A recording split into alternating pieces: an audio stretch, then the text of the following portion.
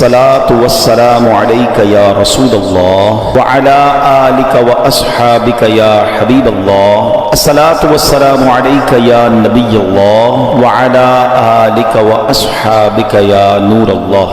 दुरूद पाक पढ़ने के बेशुमार फजाइल व बरक़ात हैं। रसूलुल्लाह सल्लल्लाहु तआला अलैहि वसल्लम ने इरशाद फरमाया, मन सल्ला अलैया फी यौमिन मिअतन मर्रतन क़दल्लाहु लहू मिअत हाजतिन सबईन मिनहा लिआखिरतिही व सलासीन मिनहा लिदुनिया।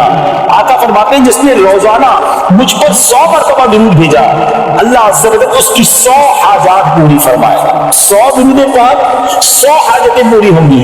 ऐ मेरे मीठे इस्लामी भाइयों, जरा आप चाहते हैं आपकी दुआएं कबूल हो, आप चाहते हैं आपकी हाजतें कबूल हो, आसान हो जाए, तो दुरूद पाक पढ़िए।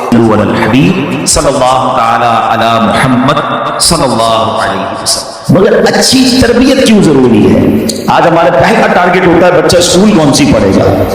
अब तो सुना ऐसी भी स्कूल आ गई कि बच्चा पैदा होने से पहले नाम लिखवा देते हैं लोग कि भाई होने वाला है तो बच्चा हो या बच्ची हो नाम लिख ले, ताकि अगली बार ऐसा ना हो कि टाइम ना मिले। इतनी फिक्र है स्कूल जाएगा, कौन सी स्कूल में जाएगा, ये फिक्र है कि जनाब आगे कौन सी डिग्री हासिल करेगा। बाज़ औक़ात लोग मिलते हैं, बताते भी हैं कि मेरा बेटा फलां बैचलर है तो MA है तो डिप्लोमा होल्डर है तो फलां मुल्क में पढ़ रहा है। मैं नहीं कहता दुनियावी तालीम न पढ़ाएं, शरई बाउंड्रीज के साथ अगर आपको दुनियावी स्टडीज करवानी है करवाएं, लेकिन पहले ये सोचे कि मेरे मरने के बाद या मेरी जिंदगी में दोनों चीजों में कौन सी तालीम है जो इसको मेरे भी करीब कर देगी, रब के भी करीब कर देगी। और वो तालीम वो दीनी तालीम है। क्या खूबसूरत दीन है हमारा। हमने अपने बच्चे को दीन की तरफ नहीं लगाया। अगर हम बच्चे को दीन की तरफ लगा देते, दीन उसको हमारी खिदमत की तरफ लगा देता। हम बच्चे को कुरान और हदीस सिखाते, कुरान और हदीस उसको हमारी खिदमत सिखा देते। हम आज ये तकलीफ उठा रहे हैं, इसकी एक वजह यह भी है कि बच्चा हमने दीन से दूर कर दिया।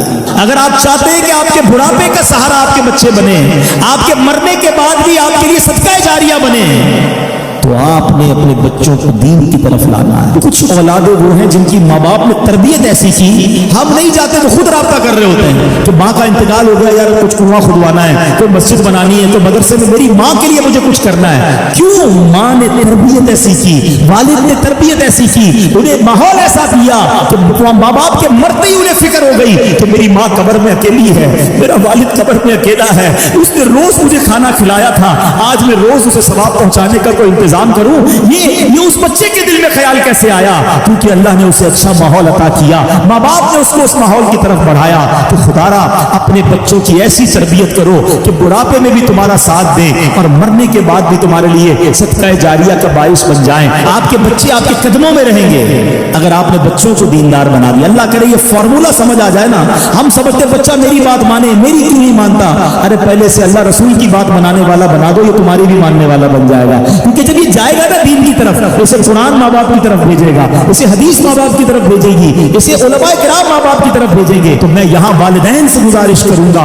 ये बड़ा मुजर्रब एक अमल हमने देखा, बुजुर्गों से सुना कि जिसके यहाँ बेटा ना होता हो या बेटे की तमन्ना हो तो वो सैयदना हमजा रज़ियल्लाहु तआला के मज़ार पर हाजिरी देकर ये तमन्ना करे कि या अल्लाह इनकी बरकत से मुझे बेटा अता फरमा, और जब बेटा अता होगा तो मैं इसका नाम हमजा रखूंगा। कई हमजा मिले मुझे, ये बताया था, हमने वहां जाके नियत की और ये हमजा हमें मिल गया। तो चले जो नहीं जा सकते आज उनका तसव्वुर करके अल्लाह से दुआ करनी कि अल्लाह उनके सदके बेटा अता फरमा दे। हम बेटा नबी पाक के मुबारक चचा के नाम पर हमजा रखेंगे। मेरा करीम मौला देने वाला है और अच्छों के सदके हम पर भी करम हो जाएगा। आपको मशवरा देता हूं कि अपने बच्चे को दीन की तरफ भेजिए, उसको इनकरेज कीजिए। अगर वो मस्जिद में जाता है उसकी हौसला अफजाई कीजिए, अच्छे माहौल से उसे वाबस्ता कर दीजिए। वल्लाह आप अपने बच्चे को दीन की तरफ लगा दीजिए, दीन उस बच्चे को आपके कदमों में डाल देगा, दीन आपका फरमाबरदार बना देगा। क्योंकि वो जब कुरान पढ़ेगा माँ बाप के आदाब सुनेगा, जब वो हदीस पढ़ेगा उसको वालिदैन का अदब पता चलेगा, तो मेरी दुनिया भी अच्छी हो जाएगी अगर मेरी औलाद नेक बन जाए। और सुभान अल्लाह मरने के बाद तो नेक औलाद ने काम आना है।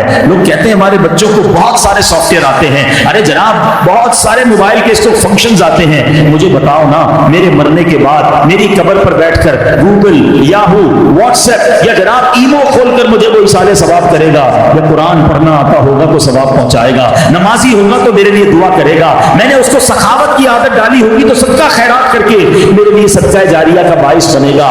فیصلہ آپ کا ہے, یہ ارلی سٹیج میں فیصلہ کر لیجئے کہ اپنے بچے کو کس لائن پہ لگانا ہے, کیونکہ ہم سب نے دنیا سے جانا ہے. نیک اولاد چھوڑ کر جاؤ گے تو وہ قبر میں صدقہ جاریہ کا باعث بنے گی. اور ایک بات اور یاد رکھیے, بچہ نیک پتہ کیسے بنے گا؟ جب ہم نیک بنیں گے. بچے کا سب سے پہلی انسپریشن اس کے والدین ہیں. وہ باپ کو دیکھتا ہے میرا باپ نمازی ہے کہ نہیں. باپ کہے میں صرف جمعے کی نماز پڑھوں, بچہ 5 وقت کا نمازی بن جائے, ایسا مشکل ہے. ماں کہے میں بے پردہ گھوموں, میری بچی کے پا پردہ ہو جائے, ایسا بہت مشکل ہے. آپ کو اپنے آپ کو تبدیل کرنا ہوگا, اپنی بری عادتیں چھوڑنی ہوں گی. انشاءاللہ بچہ اس کو دیکھ کر نیک بننا شروع ہو جائے گا. دنیا میں کوئی بندہ بڑی ڈگری ہولڈر ہو جائے نا, بڑا افسر بن جائے, بڑے جناب اس کے پاس یوں سمجھیے کہ ڈپلومے ہوں, ہم نے دیکھا ہے کہ اب ماں باپ اس سے ڈر کے بات کر رہے ہیں کہ کہیں بچے کو برا نہ لگ جائے, بڑا افسر ہے, بہت پڑھا لکھا ہے, بڑا ڈگری ہولڈر ہے. مگر سچ بتاؤں کہ جب کسی کا بیٹا عالم بن جاتا ہے نا, مفتی بن جاتا ہے نا, تو اب وہ بیٹا ڈرتا ہے کہ کہیں ماں باپ کو برا نہ لگ جائے, کیونکہ اس کو شریعت نے بتایا ہے کہ ماں باپ کو اف نہ کہنا, ماں باپ کو تکلیف نہ دینا, ان کی دل آزاری نہ کرنا. اس کے دل میں تو ہر وقت یہ خوف رہتا ہے کہ کہیں میرے ماں باپ مجھ سے ناراض نہ ہو جائیں, کیونکہ حدیث پاک اس نے پڑھی ہوتی ہے, یہ سنی ہوتی ہے کہ جس کا مضمون ہے جس سے اس کے ماں باپ راضی اس سے اس کا رب راضی, جس سے اس کے ماں باپ ناراض اس سے اس کا رب ناراض. بدقسمتی سے ہم نے یہ بھی دیکھا کہ کئی ماں باپ اپنے بچوں کو دین کی طرف جانے سے روکتے ہیں, اور کچھ عرصے کے بعد ہم دیکھتے ہیں کہ وہ سر پکڑ کے بیٹھے ہوتے ہیں کہ بچہ ہاتھ سے چلا گیا. یاد رکھیے ہم نے نارملی دیکھا ہے, میجورٹی کی بات کر رہا ہوں, سب کی نہیں, کوئی ناراض نہ ہو جائے. میں ہر ٹاپک پر بہت دیر تک گفتگو کر سکتا ہوں, لیکن ظاہر ہے کہ مجھے ایک وقت کے اندر اپنا بیان کمپلیٹ کرنا ہے. میں بہت مختصر بات کر کے آگے بڑھ جاؤں گا. وہ لوگ جن کے ماں باپ حیات ہیں, خدا کی قسم یہ رب کی بہت بڑی نعمت ہے, ہمیشہ ان کی قدر کرنا. ماں باپ کا جو فرما بردار ہے وہ دنیا میں بھی کامیاب ہے اور آخرت میں بھی کامیاب ہے. ایک حدیث کا مضمون ہے, جس سے ماں باپ راضی اس سے اس کا رب راضی, جس کے ماں باپ اس سے ناراض اس سے اس کا رب ناراض. یاد رکھنا میرے بھائیوں, وہ میرے نوجوانوں جن کے ماں باپ حیات ہیں, ان کی قدر کرو, ان کی دعائیں لو. خدا کی قسم اس کو کامیابی سے کوئی نہیں روک سکتا جس کے ساتھ ماں باپ کی دعائیں ہیں, اور اس شخص کو بربادی سے کوئی نہیں روک سکتا جس کے ماں باپ اس سے ناراض ہیں. دنیا میں اور بہت سارے گناہ ہیں, ہر گناہ کی سزا, اس کا رزلٹ, اس کا عذاب جو ہے وہ بندے کو مرنے کے بعد پتہ چلتا ہے. مگر ماں باپ کی نافرمانی وہ گناہ ہے کہ جس کا عذاب بندے کو دنیا میں دکھایا جاتا ہے. جو ماں باپ کا نافرمان ہوتا ہے نا, اس کی اولاد دنیا میں اس کی نافرمان ہوتی ہے. آج آپ بہت سارے اسلام بھائی پرچیاں بھی دیتے ہیں, دعائیں بھی کرواتے ہیں. میں آپ کو ایک مشورہ دیتا ہوں, ادھر ادھر دعائیں مت کراؤ. جس کے پاس ماں ہے نا, اپنی ماں کے قدموں میں بیٹھ جاؤ. خدا کی قسم ماں دل سے دعا کر دے طوفان ٹل جایا کرتے ہیں. بھول گئے آپ کہ جنت میں موسیٰ کا پڑوسی بنا دیا اللہ نے. ایک کسائی کو ماں نے دعا دی تھی, اللہ نے موسیٰ کا جنت میں پڑوسی بنا دیا. کہ نبی پاک علیہ السلام فرماتے ہیں, حضرت عبداللہ ابن زبیر رضی اللہ عنہ سے روایت ہے کہ جو ماہ رجب میں کسی مسلمان کی پریشانی دور کرے, اللہ عز و جل اس کو جنت میں ایسا محل عطا فرمائے گا جو حد نظر تک وسیع ہوگا. تم رجب کا اکرام کرو, اللہ کریم 1000 کرامتوں کے ساتھ تمہارا اکرام فرمائے گا. اللہ کرے کہ ہماری کوئی نماز قضا نہ ہو, ہم اس پہ نفلی روزے رکھیں, اس پہ درود پاک کی کثرت کریں, استغفار کی کثرت کریں. اللہ کا مہینہ ہے, خوب اللہ کی طرف لو لگائیں کہ یا اللہ تیرا مہینہ آ گیا, بندہ بھی تو میں تیرا ہوں, میرے مولا تو میری مغفرت فرما دے. اللہ ہمیں اس مہینے کی برکت عطا فرمائے. پھر کتنا سخت ہوتا ہے سمجھیے گا. یاد رکھیے سختی کی اور بھی چیزیں ہوتی ہیں. لوہا بڑا سخت ہوتا ہے, لکڑی بڑی سخت ہوتی ہے, مگر لوہا آگ سے نرم ہو جاتا ہے. لکڑی پانی سے نرم ہو جاتی ہے, مگر پتھر کتنا سخت ہوتا ہے, نہ آگ میں گلتا ہے نہ گرمائش میں پگھلتا ہے. ہتھوڑے مار مار کے اس کا برادہ تو کر سکتے ہیں, چورا چورا کر سکتے ہیں, مگر نرم نہیں کر سکتے. تو قرآن نے مثال کیا دی کہ دل پتھر سے سخت ہو گئے. اچھا پھر کہا او اشد قسوہ, پتھر سے بھی زیادہ سخت ہو گئے. اللہ اکبر. ان دلوں کا عالم کیا ہوگا کہ جن کو قرآن کہہ رہا ہے کہ تمہارے دل پتھر جیسے سخت, بلکہ اس سے بھی زیادہ سخت ہو گئے.